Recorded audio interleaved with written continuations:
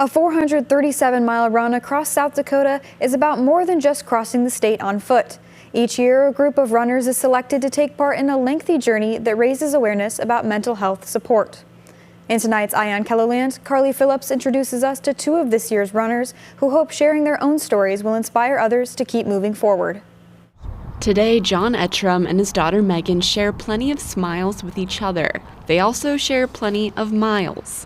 As members of this year's 437 Project team, the father-daughter duo will run across South Dakota in only a matter of days come late September. It's perhaps their biggest journey yet, not just because of the mileage, but because of the mission that comes along with it. There's so many people out there that are not receiving help and don't want to say something. The stigmatism of mental health is sometimes scary. So by being able to change that awkwardness to have open conversations is really what we aim for. The relay begins in western South Dakota, winds through communities across the state, and ends on the eastern border, all in just 3 days. In past years, 12 runners have shared the miles. This year, there are 13, with John and Megan becoming the first father-daughter team to tackle each of their legs together. To both be selected this year, I'm super grateful, and I think just being involved in this project already has probably saved my life. By opening up about their own struggles, the two hope they can remind others no one has to walk any path alone. Megan says her mental health struggles started while in college. She says the loss of her dog in 2020, along with past trauma she carried for years, became more than she knew how to handle.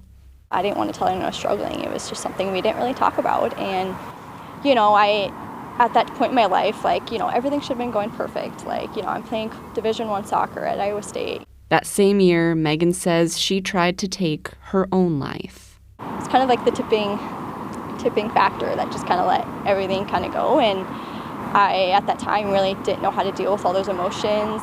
Watching his family members struggle with mental health also weighed heavily on John.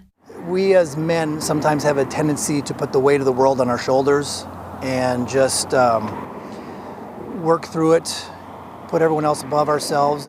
He tells us he wishes he'd allowed himself to ask for help sooner, too.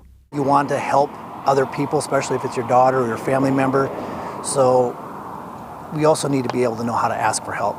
And again, just asking a friend, hey, can I just sit here sometimes, just be quiet with you and just be present? And that sometimes can do a lot.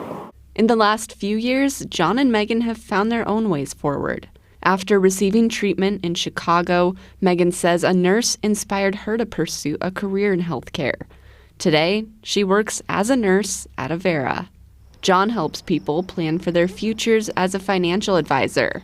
He's also training to run the steepest hill during this year's 437 Project route alongside his daughter. Not to torture my daughter, but to actually embrace the moment of this environment of the worst possible conditions and to prove to ourselves, hey, we can do this and we can overcome it. Even in their strongest moments, John and Megan say it's still okay to struggle. And that's the message they hope to share with others through the 437 Project.